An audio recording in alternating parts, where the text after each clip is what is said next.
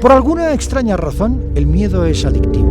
No podemos dejar de ver películas de terror. Ver una película de terror es en cierta forma una catarsis porque nos hace aceptar nuestros miedos. Lo paradójico es que sabemos que no nos van a dejar dormir. Y a pesar de ello, insistimos. El cine de terror es un cine de efecto. O sea, tiene que causarte un efecto específico. Nos dejamos seducir por historias extrañas, personajes estrafalarios, monstruos perversos y villanos de antología. Los alemanes, los franceses, empezaron a experimentar el terror de la forma artística. El cine, por supuesto, es su expresión más reconocible. Esto en la hora del espanto.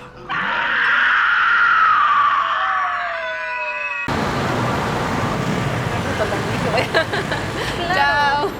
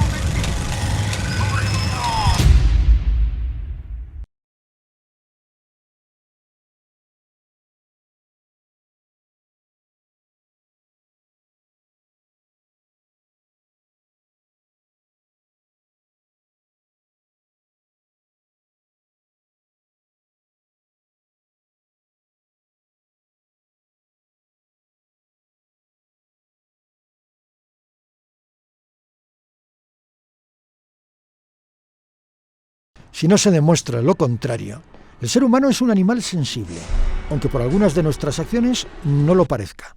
Pero algo tan complejo, más bien se lo dejaremos a los psicólogos, que de ello pueden darnos definitivamente cátedra. El miedo es una constante incontrolable.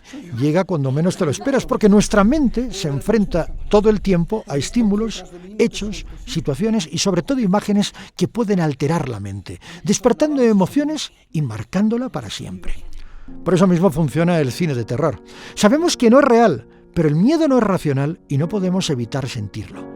Lo cierto es que esa sensibilidad nos convierte en una especie de esponja capaz de recibir y procesar una amplia gama de estímulos que van desde el placer a la repulsión en cuanto nos enfrentamos, por ejemplo, a una producción artística. El miedo, naturalmente, es una de esas sensaciones.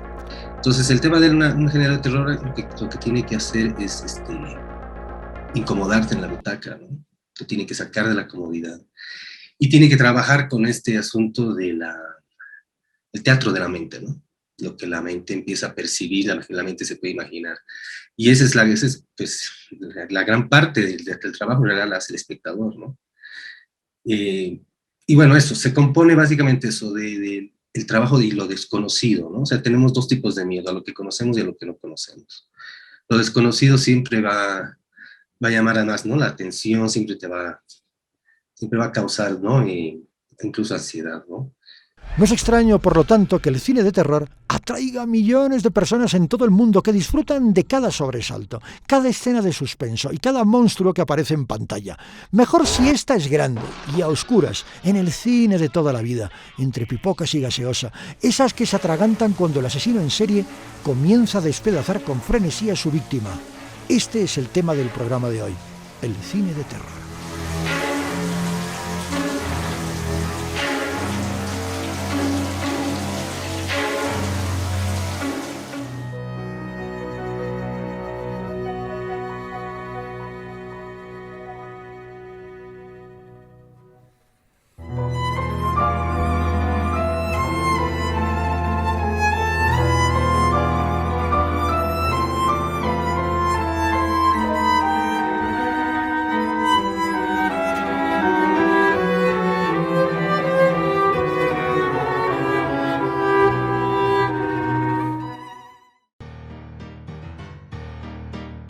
el genial y visionario Georges Méliès presentó en 1896 La Mansión del Diablo, que en aquella época, seguramente, levantó a más de uno de su butaca, y eso que todavía no se había inventado el cine sonoro.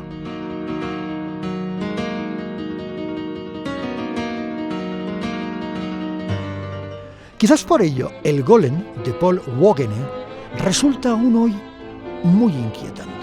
Considerada antisemita por algunos críticos excesivamente puntillosos, esta película provoca una sensación de profunda inquietud y persecución que en la década de los años 30 del siglo XX se trasladaría a la realidad con el advenimiento del nazismo. Algo de ello se deja entrever en el cine expresionista de Robert Wiene y Fritz Lang. El gabinete del Dr. Caligari, de Robert Wiene, es una obra de arte desde lo conceptual a lo narrativo. Las palabras que describen las imágenes ofrecen una realidad transfigurada, como si las viéramos a través de un espejo deformante. Y eso, ¿no? Los primeros años con Méliès, obviamente, también haciendo siempre, ¿no?, a la vanguardia Méliès. Pero bueno, ese principio de una búsqueda, un trabajo más de esto, además el tema mucho de teatro, de una puesta en escena en el que se trabajaban, ¿no?, las sombras. Yo creo que hay no solo dirección de arte, sino tipo de fotografía, musicalización, montaje, vestuario, todo, iluminación, actuación. Hay como todo un código,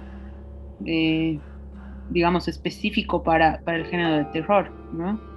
Que son ciertas como, no sé si reglas, pero ciertas pautas que si sigues como realizador o realizadora, probablemente puedas lograr el efecto deseado, ¿no? No solo es una cuestión plástica, digamos, es toda la maquinaria adaptada a los distintos subgéneros, porque además hay muchos subgéneros en lo que puede ser cine de horror o de terror, y estudiada como para que funcione, ¿no? ¿Y qué decir de la emblemática Metrópolis de Fritz Lang, cuya virtud es haberse anticipado a un futuro donde la tecnología rige la voluntad de los seres humanos reducidos a la esclavitud? Por cierto, el Golem, a quien ya hemos conocido, es el primer monstruo en la historia del cine. De hecho, está claro que cada generación crea sus propios monstruos conectados directamente con algún tipo de temor, ansiedad, inseguridad o preocupación. En 1818, la escritora romántica Mary Shelley escribió su novela Frankenstein.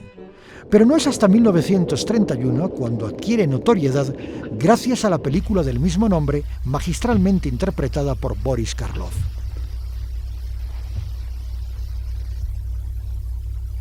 Pero Frankenstein era ese científico loco que quería, digamos, experimentar ser Dios, ¿no? Creando a un ser, dándole vida a un ser. El éxito fue definitivamente rotundo y Universal Studios puso a disposición de la audiencia un amplio menú de seres terroríficos. Tome nota: La Momia, El Hombre Lobo y... este es de los buenos, Drácula.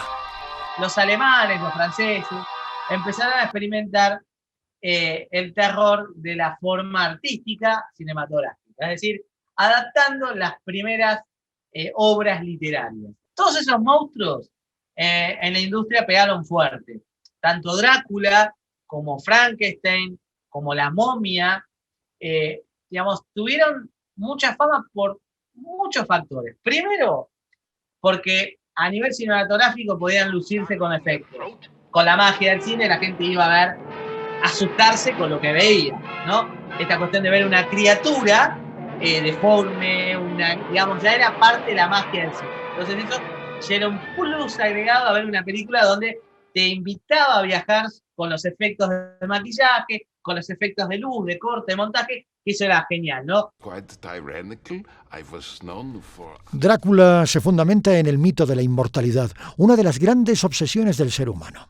El novelista Bram Stoker publica Drácula en 1899, basándose en la mitología pagana y en las leyendas de vampiros relacionadas con el miedo a la guerra, las epidemias y las enfermedades.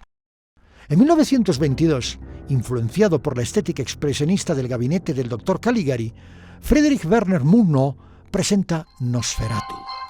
Si bien está catalogada como una película de terror, basta para ello ver al vampiro interpretado por Max Schreck, Nosferatu es un extraordinario ejercicio de cinematografía por el uso del montaje. La película, de hecho, se había proyectado con una banda sonora en vivo, o sea, con la música de una orquesta tocando en vivo. Fotográficamente la película ha sido la que ha establecido muchos puntos a partir de los cuales el cine de terror se ha empezado a realizar y a utilizar más. Hay un remake de Nosferatu protagonizado por Klaus Kinski, que es probablemente una de mis películas favoritas.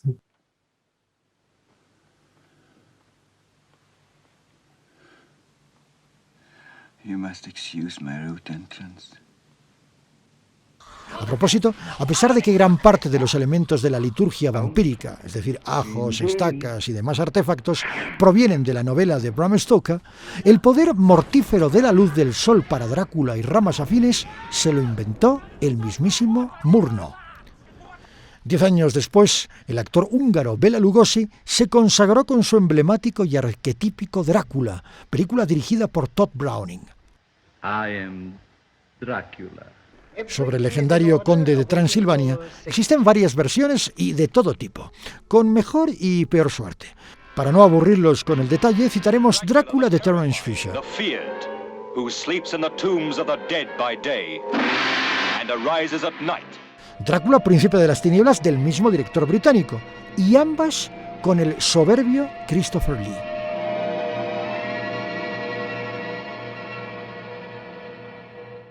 Drácula de Bram Stoker, claro, de Francis Ford Coppola. Welcome to my home. Y Drácula, la leyenda jamás contada de Gary Shore. Welcome to your life. Drácula es sin duda el mejor representante de los vampiros. Pero en el cine de terror existe un subgénero dedicado a los chupasangre, y no nos referimos a los políticos, que nadie se ofenda. Todas las expresiones folclóricas tienen depredadores sexuales y criaturas diabólicas que obtienen la vida eterna devorando la carne o la sangre de otros. Pero en realidad, el mito del vampiro moderno se forjó a la sombra del siglo de las luces como una fantasía que se niega a ceder ante el racionalismo. Por eso, un vampiro es a la vez un monstruo, claro, pero también un aristócrata seductor, un narcisista depravado, peligroso, que arrastra a la perdición a sus víctimas femeninas, incapaces de resistirse a su magnetismo. Aquí destacamos, por ejemplo, El baile de los vampiros de Roman Polanski, Martin, de George A. Romero, El misterio de Salem Slot, de Tobe Hooper, El ansia, de Tony Scott, y Entrevista con el vampiro, de Neil Jordan. Why do you do this? I like to do it. I enjoy it. Take your receipts, taste pure. Una mujer es perseguida por un asesino. El asesino es cruel y despiadado. Psicosis marca un punto de inflexión en el cine de terror. Durante la década de los 80 destacó el subgénero de asesinos en serie. Por alguna razón nos encanta sentir miedo. Se trata de una posición contemplativa desde la comodidad de sentirnos a salvo. El cine de terror traslada miedos y obsesiones a la pantalla. Entonces el tema de un género de terror lo que tiene que hacer es incomodarte en la butaca, ¿no? Te tiene que sacar de la comodidad. Personajes como Frankenstein y Drácula forman parte ya de nuestro imaginario.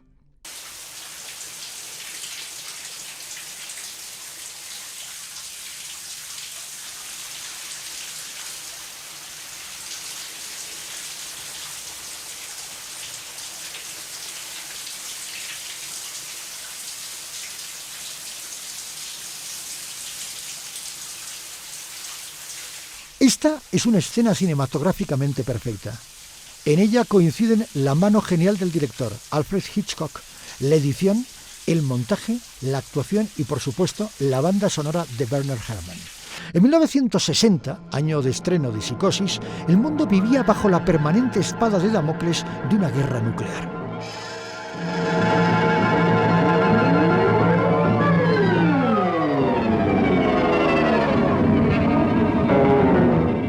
Nosotros, ver una película de terror es en cierta forma una catarsis porque nos hace aceptar nuestros miedos, de alguna manera expresarlo ¿no? Si gritamos y nos abrazamos a la persona que está con nosotros, en fin, y al final ya hemos superado ese miedo. Entonces el cine de terror cumple esa función de alguna manera, ¿no? De una catarsis a los miedos humanos que tenemos. Y bueno, es una forma de expresar, digamos, la realidad en la que estamos viviendo, ¿no? Los estudios cinematográficos necesitaban ofrecer válvulas de escape a su audiencia, y el resultado fueron películas que exploraban nuestros miedos más profundos. Uno de ellos, el hecho de ser perseguido por un extraño. Así, Psicosis es la película precursora del subgénero slasher, es decir, aquella mujer atormentada por un acosador, generalmente psicópata, que no solo la desea sexualmente, también pretende matarla a ser posible troceando su cadáver poquito a poco. El rol de la mujer, no solo en el slasher, es en el gore igual, en el thriller también, o sea, los asesinos en serie son hombres y matan mujeres, ¿no? Los asesinos tipo, no sé, la masacre en Texas son hombres y las víctimas mujeres. Y en el gore igual, el desquiciado que quiere destripar cuerpos es hombre y las víctimas son mujeres. O sea, eso todavía no está cambiando, lamentablemente, y está tan asumido que incluso las realizadoras mujeres de terror todavía cumplimos o cumplen un poco esa convención. Sí, es verdad que por ahí hay personajes que ahora sí hacen el clic de una forma más interesante, ¿no? El sobrevivir, digamos, pero siempre va a sobrevivir uno, casi siempre es una de las mujeres, pero esta sobrevivencia por ahí tiene ya matices más interesantes, como en Midsommar, por ejemplo, ¿no? Pero todavía la damisela en peligro sigue siendo una mujer, más allá de que tenga las herramientas para defenderse, ¿no? O sea, pensemos en una película, por ejemplo, donde haya un asesino en serie mujer. Ahorita no se me ocurre, debe haber, pero así a primera mano, si lo piensas así velozmente, no se te va a venir una muy rápido a la cabeza, digamos, ¿no? Demencia 13. La noche de Halloween. Viernes 13.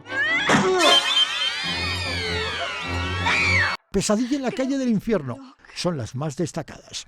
Aquí tenemos a un psicópata asesino, llámese Jason Voorhees, Freddy Krueger, Mike Myers o Leatherface. Donde ya los monstruos son mucho más interesantes en cuanto a lo que hacen, porque aparecen tiburones gigantes que se comen adolescentes, aparecen personajes que viven en los sueños con garras de cuchilla que matan adolescentes, aparece un cuerpo de un monstruo que está enterrado en una laguna, que tiene un machete muy grande y una máscara. Aparece Jason, que con su machete se la pasa asesinando adolescentes también. ¡Wow! ¡Qué interesante! Dos monstruos que matan a adolescentes. ¿Y qué matan de la adolescencia? Del adolescente, las libertades. La libertad sexual, la libertad de salida, de relaciones, de juegos, de los primeros riesgos sociales, las drogas, el alcohol. Toda esa especie de exploración que tiene el adolescente, los monstruos dicen eso está mal y van contra él, ¿no? Su presencia genera alta tensión entre la audiencia. Creemos incluso que puede aparecer en cualquier momento, por Dios, en especial cuando dormimos y en lo más profundo de nuestras más terribles y absurdas pesadillas. Sin embargo, llega un momento en que nos decimos, esto no es real. Entonces, ¿qué sucede con aquellos criminales que en su momento fueron noticia y que el cine exprimió hasta satisfacerse? El cine se ha encargado de ellos en filmes como Peeping Tom, El estrangulador de Boston, Asesinato por decreto, que es, atención, una lectura del mito de Jack el Destripador, y, esta es la más importante, El silencio de los inocentes, con la emergencia de un personaje siniestro, pero al mismo tiempo de una inteligencia y una cultura admirables, Hannibal Lecter.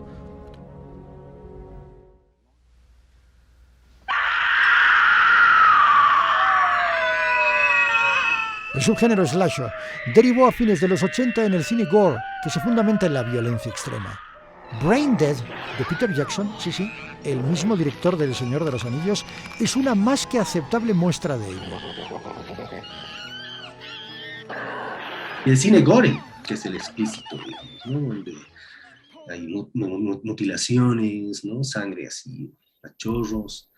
Pero también Holocausto Caníbal, de Ruggero Deodato, y A l'intérieur, de Alexandre Bustillo. Son filmes de culto para muchos amantes de este subgénero, no recomendado para menores y alejado prudentemente de las plataformas digitales. El tema caníbal es bien interesante, hay un montón de películas con el tema de canibalismo o en lo explícito, pero también psicológico, con mucho contenido, porque cuando tú hablas de gore o los slasher, digamos, tiende a ser el sangre por sangre, ¿no? Hay que mostrar sangre, hay que mostrar terror y no importa, da igual un poco la narración como tal.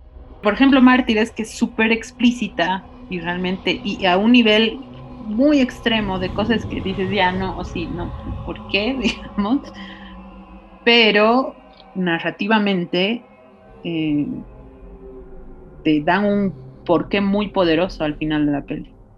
O sea, te voy a mostrar toda esta sangrienta historia y te voy a hacer asquear durante 2 horas por esta razón, al final. Y cuando te dicen las razones, es así como, ¡oh! Todo valió la pena, digamos, ¿no? Entonces, muy pocas pelis logran ese efecto.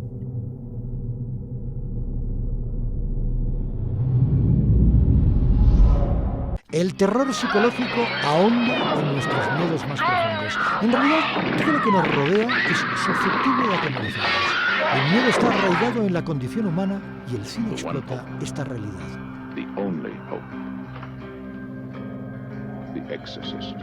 El terror psicológico paranormal era un terror que justamente lo que tenía no tenía tantos costos como el terror realizado por Moe. Hacia la década del 80, los asesinos en serie toman la batuta, o el arma. El subgénero slasher deriva en el cine de violencia extrema o gore.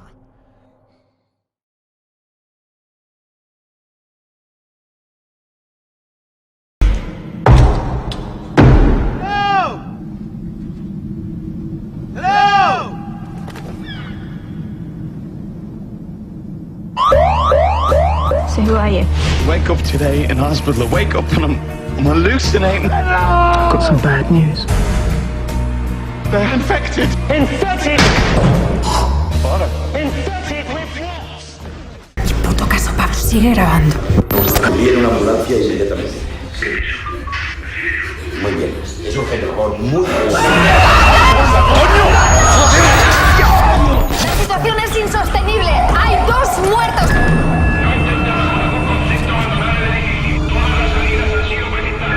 Como nos habían anunciado, el agente de sanidad acaba de entrar en el edificio y nos van a seguir diciendo que no pasa nada, ¿no? ¡Tú deja de grabar de una puta vez, joder! Exactamente igual lo que te diga, no tenemos que grabar y hay que contar lo que está pasando. ¿Qué es eso? Mira de adentro. Help me! Someone, please, help me! I just need to get somewhere safe. Did anybody hear me?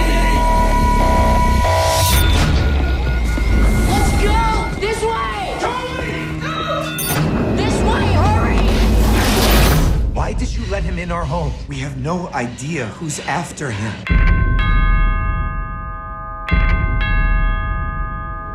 Our target for this year's purge is hiding in your home. You have 1 hour to find him and give him to us, or we'll kill all of you. They can't get in here, right? They can't get into. Los grandes novelistas del género de terror, como Edgar Allan Poe, H.P. Lovecraft y Stephen King, coinciden en que no existe miedo más profundo que aquel que afecta directamente a nuestra psicología. Ya lo decía Joseph Conrad, el horror. Los expresionistas alemanes como Lang o Murnau eran conscientes de ello. Hitchcock explotó el concepto de terror psicológico en su filmografía. Por ejemplo, usó una fobia, el miedo a las alturas, en Vértigo. Sin embargo, si es preciso destacar una película psicológicamente perturbadora, esta es El Resplandor, de Stanley Kubrick, basada en la novela homónima de Stephen King. No, señora Torrance. Tony, ¿por qué no quieres ir a ese hotel? No lo sé. Venga, Tony, dímelo.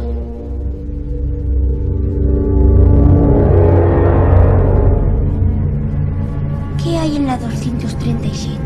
Nada. Tú no debes acercarte por allí nunca.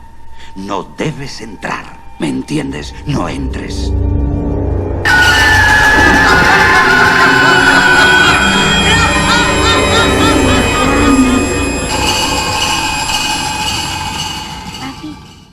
El cine de terror es un cine de efecto, o sea, tiene que causarte un efecto específico, ¿no? No es como el, no sé, como el drama o como la comedia, como otras cosas que por ahí tienen un objetivo un poco, pueden tener objetivos diversos, abiertos, que el cine de terror te tiene que afectar de una forma específica, te tienes que asustar.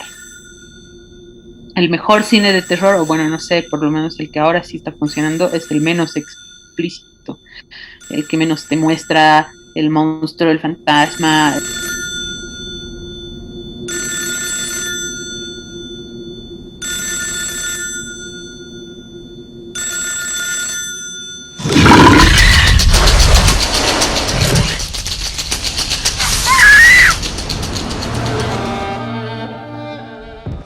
El terror psicológico o paranormal era un terror que justamente lo que tenía era no tenía tantos costos como el terror realizado por Moe. We've met before, haven't we? I don't think so. At your house, don't you remember? No, I don't. As a matter of fact, I'm there right now. That's crazy, man. Call me. Entonces, eso es una puerta para también hablar de lo que sucedía con el terror psicológico de donde nace.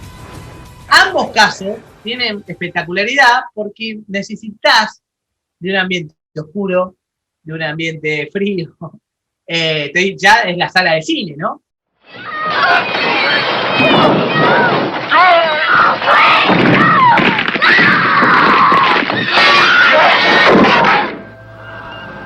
The one hope. The only hope. The Exorcist. Efectos de sonido muy interesantes, efectos visuales, ¿no? El morbo, el impacto, ¿no? La sangre, lo crudo, el grito, los llantos, son condimentos necesarios para el terror. Have you heard about this videotape that kills you when you watch it? You start to play it, and it's like somebody's nightmare. And as soon as it's over, your phone rings, and what they say is, you will die in 7 days. I watched the tape.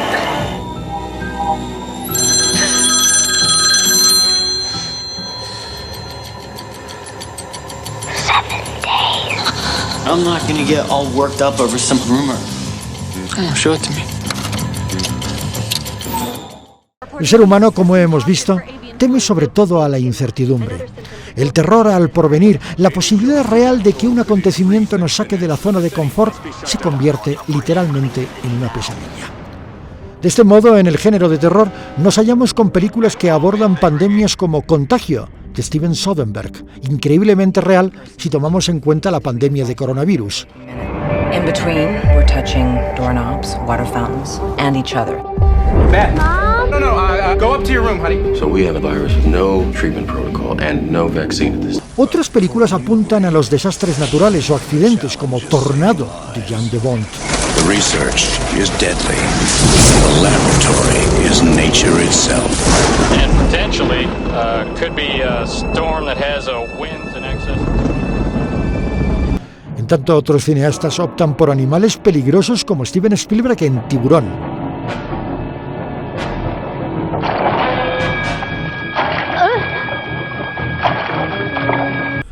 Aventuras y supervivencia como en la saga 12 horas para sobrevivir. At the Siren, all crime, including murder, will be legal for 12 hours. Your government thanks you for your participation.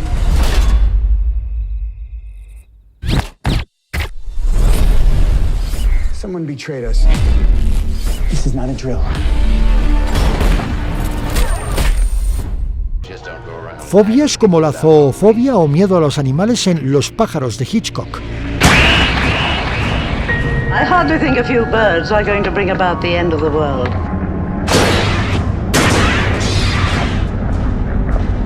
It appears that the bird attacks come in waves with long intervals between. The reason for this does not seem clear as yet.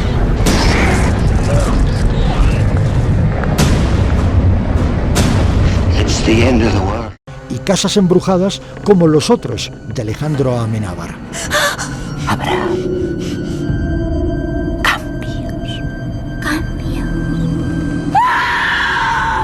No falta aquel que asegura que lo que va a enfrentar el espectador es real, rescatado de un documental o de una grabación doméstica, como sucede en el proyecto de La Bruja de Blair de Daniel Milk.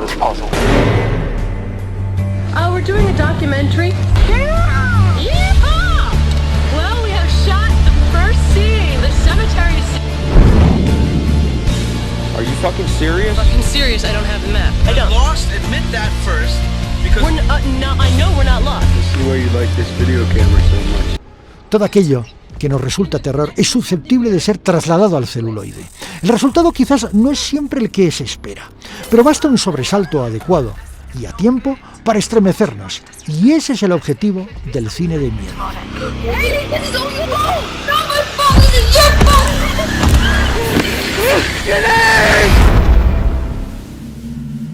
Emma, turn the filters off. Come on.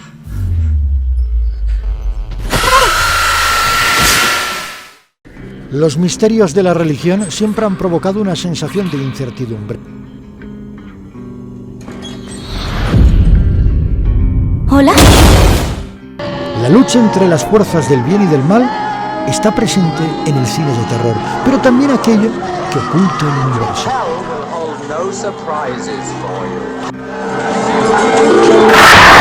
El cine ha explotado sobre todo la psicología y los temores más profundos. El resultado son películas sobre fobias, desastres, catástrofes y casas embrujadas. Is deadly. The laboratory is nature itself. ¡Tú deja de grabar una puta vez, joder! Exactamente igual lo que te diga, no tenemos que grabar, hay que contar lo que está pasando.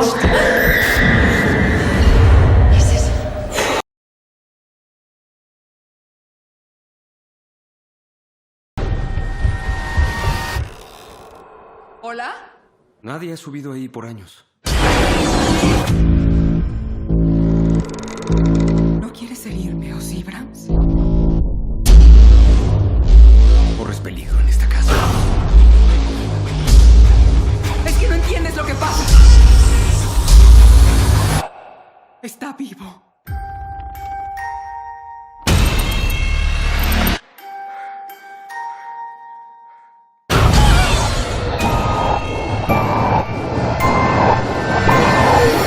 Hasta ahora hemos revisitado lo más destacado del cine de terror. Nos hemos referido a los orígenes del género, sus autores más destacados y aquellas películas imprescindibles para entenderlo y, si cabe, disfrutarlo. Por supuesto, hemos tratado la influencia de la psicología y cómo utilizar los temores de la mente en una obra cinematográfica. Si a ello agregamos el factor religioso, el cóctel no solo es explosivo, sino también exitoso. Ahondar en la eterna lucha entre el bien y el mal, la luz y la oscuridad, ha sido recurrente en la historia del cine de miedo.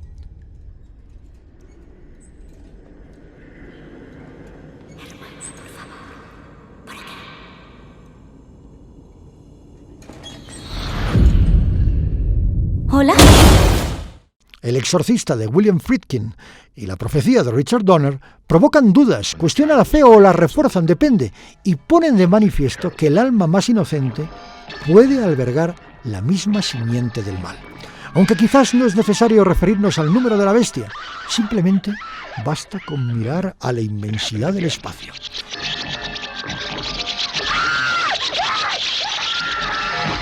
Was it an accident? Was it murder? Que el cine usa no solo la religión, que en teoría, digo, si eres una persona religiosa, se supone que la religión es como tu refugio, digamos, ¿no? Pero en el cine funciona muy bien como una herramienta para hacerte asustar. Y los niños, o sea, los niños son terroríficos. Y me encanta cómo funciona realmente. Si pones, o sea, no sé, pues la profecía, digamos, ¿no? O la niña de Poltergeist.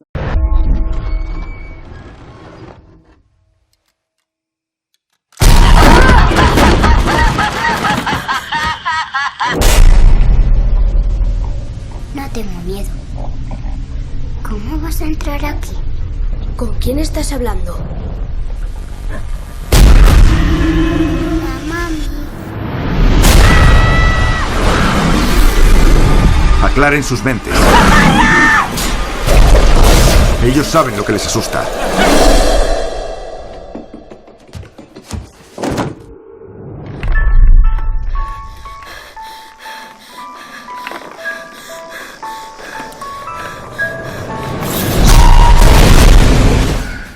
Entonces me encanta cómo el género se apodera de estas cosas que en la vida real son buenas, inocentes, tiernas y las vuelven terroríficas, ¿no? Y pasa lo mismo con la religión, porque la religión está asociada con lo que te decía antes, son más preguntas que respuestas, son más cosas sin resolver, misterios. La fe se basa en lo que no conoces, en lo que nunca has visto, entonces eso se puede convertir fácilmente en algo que te dé miedo.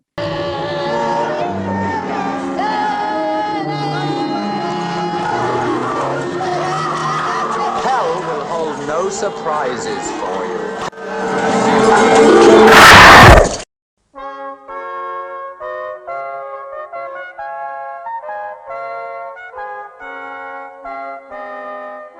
Lo que pasa es que con los zombies particularmente, creo yo, si bien obviamente tienen que ver con el género y demás, sí son muy políticos, o sea, desde el inicio y desde la creación de este ser, digamos, se está hablando de sociedad, se está hablando de la sociedad como funciona hoy en día, digamos, ¿no? Entonces sí se relaciona con política, con comunismo, ¿no? Izquierda, derecha, el pueblo, el con poder, el sin poder, el rebaño, qué sé yo, un montón de cosas, el poder científico, político, social, económico sobre el más pobre, todo eso siempre va a estar presente en lo que tiene que ver con zombies, ¿no? Entonces es como una particularidad, que no sé si eso necesariamente se repita en los otros monstruos, ¿no?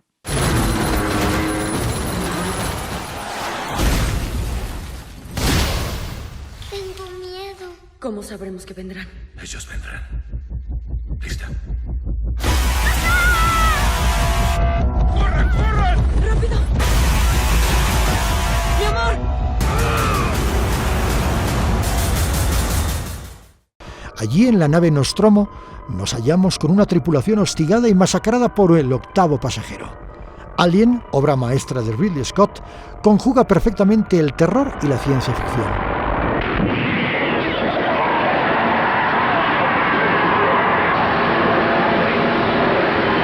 La Cosa de John Carpenter y La Mosca de David Cronenberg están en la misma frecuencia. Si hubieras visto lo asustado, furioso y desesperado que... Seguro que María Tifoidea también era muy sociable en privado. ¡No! Teme ser destruida y vuelta a crear, ¿verdad? Estás cambiando, Seth. Todo tu ser está cambiando. ¿Qué me pasa? Por supuesto, el cine de terror ha pasado por diversas etapas, sorteando estrictos códigos de conducta impuestos por la propia industria. El código Helms, por ejemplo, fue un intento de censurar aquella producción cinematográfica que no estuviera de acuerdo con los parámetros morales de la época. Los cineastas, como siempre ha pasado, se dieron modos para superar este código hasta nuestros días. Pero lo que todo cineasta de terror respeta a rajatabla es el siguiente código narrativo. Atención, evitar aquellas decisiones tomadas por los personajes que el espectador ya sabe que terminarán mal. No te quedes solo en casa, salvo que te llames Macaulay Culkin. No te fíes del vecino. No abras la puerta a los extraños. No recojas a alguien que hace dedo en la carretera. Cuidado, no bajes al sótano. No entres en aquella habitación cerrada con llave. No le des la espalda al peligro. Deja las casas encantadas en manos de profesionales, o sea, de los cazafantasmas. Ojo, a veces el bueno de la película luego resulta que es el malo. En fin, ahí quedan las recomendaciones. Eres la hija de los Mullins, ¿verdad? ¿Me ayudas? ¿Qué necesitas?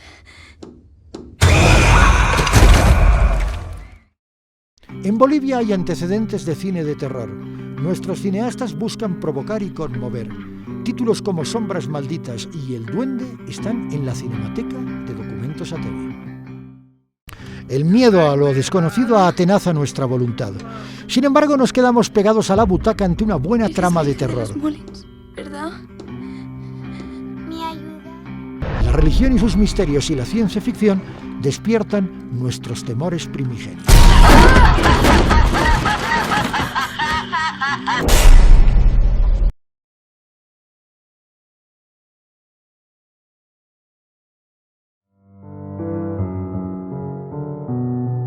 In 1930, the Hollywood studios agreed to something called the Production Code.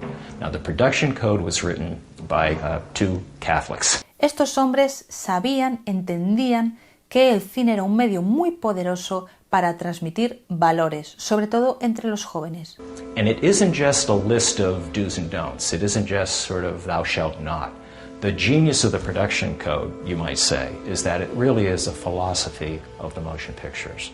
Por tanto, el código Hays no es solamente un listado de cosas que se pueden o no se pueden ver en una pantalla, sino que va más allá e incluye cuestiones morales como la de premiar al virtuoso y castigar al culpable, o dejar claro que el deber está por encima de la felicidad. Un sello de producción del departamento de Hays decía si la historia era moralmente apta, y ya se podía distribuir libremente en todas las salas de Estados Unidos.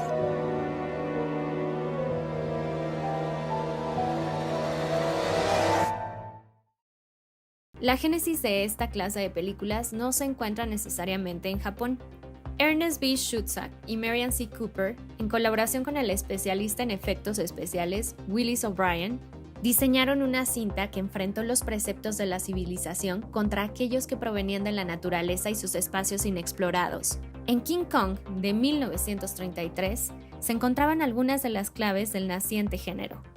La Isla Calavera mostró a la perfección uno de los elementos que Hitchcock utilizó constantemente en su filmografía para convertirse en uno de los maestros del suspense: la incertidumbre, que básicamente consistía en no explicar las causas por las cuales ocurre la catástrofe.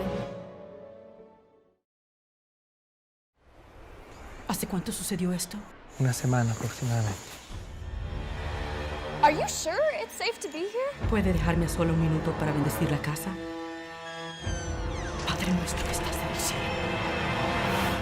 En Bolivia existen destacados antecedentes de cine de terror. Haz tu voluntad en la tierra como en el cielo. La coescribí y la prodují con el director, que era asiático-americano, y era planeado, lo planeamos con un año de anticipación, y bueno, es mi primera película, al igual que la de él. Se trata de tres científicos que están haciendo una investigación y terminan en Sudamérica y llegan a Cochabamba. Y terminan en esta casa, en esta hacienda tradicional.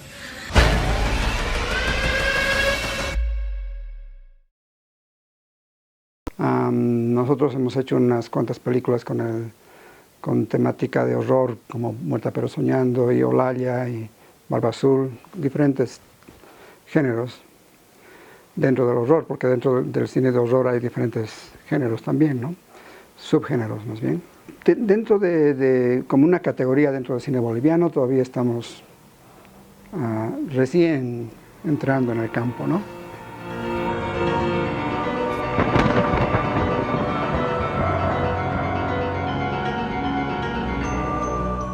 Bueno, dentro del gore tal vez está Muerta pero soñando, porque sí hay sangre, bastante. Después tenemos en Barba Azul también, ¿no? En Olaya.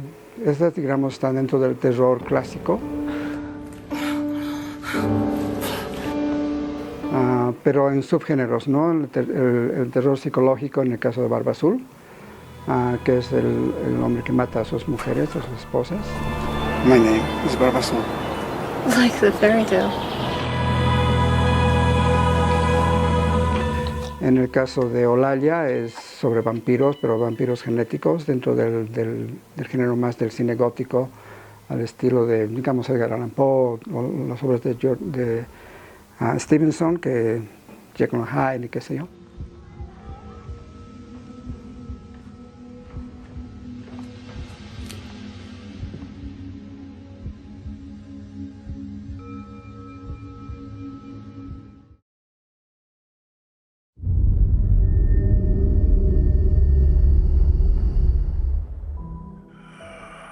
Tener una casa grande para Arturo siempre fue un sueño. Jacqueline estaba acostumbrada a más.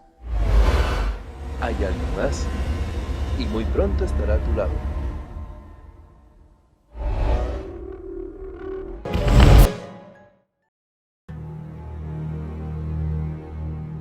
Amigo, ¿dónde estás?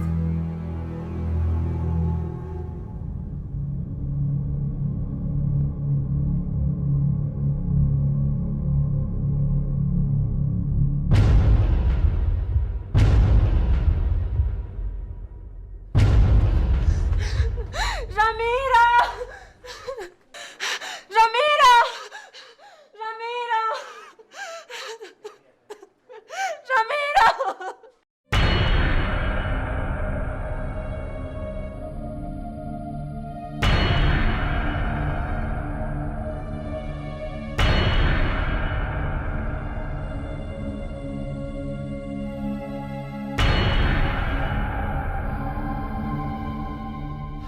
¿Podrías ir a su casa para ver cómo está?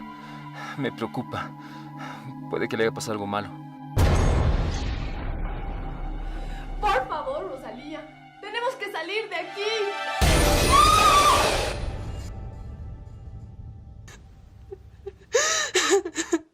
¡No! ¡Devuélveme a mi hijo!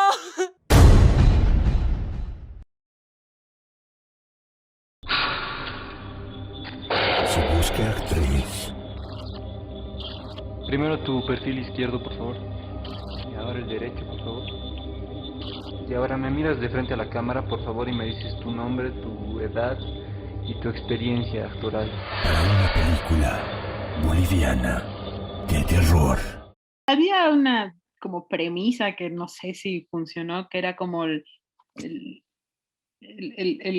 rango de soportar el dolor físico, digamos. Y a partir de eso decíamos hasta dónde alguien por amor a alguien, el personaje por buscar al hermano, por entrar al mundo enfermo de la hermana, hasta dónde puedes aguantar y qué nivel de violencia por amor, digamos.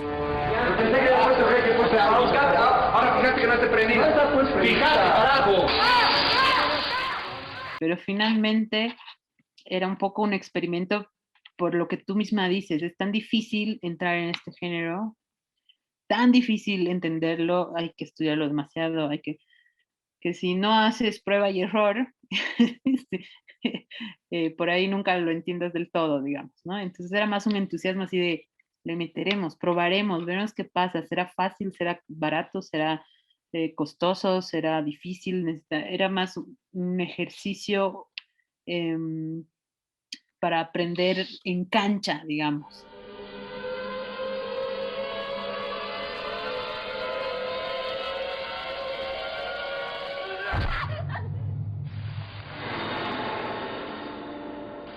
¿Cuánto tiempo te toma hacer una película en Bolivia? De 5 a 10 años. En el resto del mundo, los autores que llegan a hacer un cine con firma, digamos, hacen una peli al año. Entonces, seguro sus primeras pelis eran un desastre y su 10ª peli será maravillosa, digamos. Nosotros los bolivianos no tenemos ese chance. Entonces era un poco de, nos lancemos a la piscina porque si no, nunca vamos a poder probar, ¿no es cierto? Entonces así nació el experimento de casting, básicamente. ¿Qué estás haciendo esto?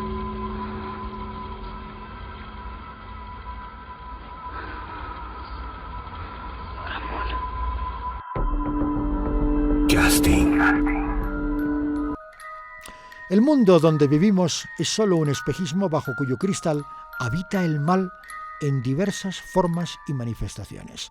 En realidad, no hay peores monstruos que nuestros propios miedos y, de algún modo, el reto está en vencerlos, o al menos dominarlos, porque en el momento en que ellos toman el control, se inicia nuestra muy particular hora del espanto.